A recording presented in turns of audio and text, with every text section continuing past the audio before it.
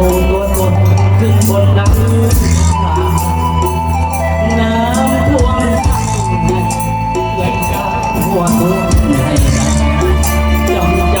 ไปทางน้ำจำลูกป้าเอาอาพี่น้องเราทำบวนตะวันละวันอาจจะเป็นก็จำประทับปากนี้ปากตรงพี่น้องเข้าประสบการณ์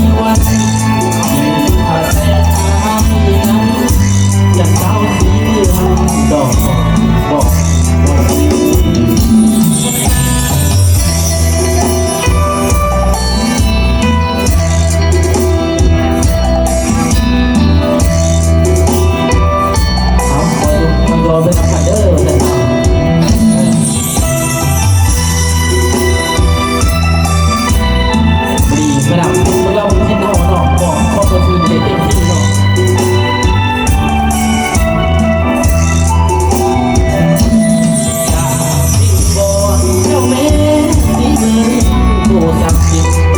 จงช่วยเนรมิตให้พระธานีจงมาภูมิจงฟังให้ความหักกันยังยืนนานยิ่งยีรังยิ่งที่พาว่าวันให้ข้าที่เป็นที่เคยเสียที่เมืองเอ๋ย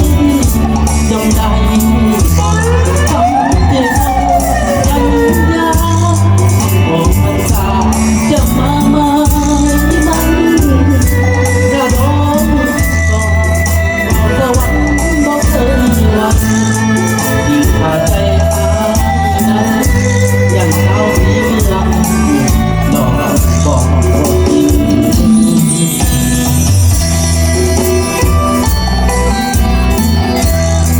ว่ายาวมากนี่ก็เป็นสาวชิ้นน้ำบนหรือสาวปากซอง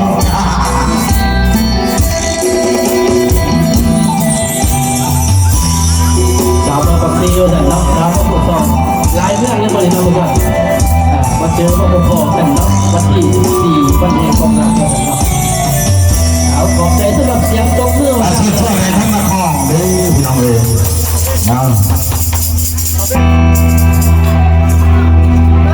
เอาจะตัวให้พี่น้องเข้าเนาะและยุกดอกส้มแก้ววัดนี่เนาะแต่ให้พี่น้องเข้าเลยบอลได้ซึมเนาะช่วงต่อไปเด้อเขาสิมีทั้งท่านประธานเพิ่นสิมาเปิดงานให้เนาะเพิ่นสิมาเปิดงานให้สำหรับพวกเข้าว่างานอีหยังเนาะพี่น้องพร้อมยัง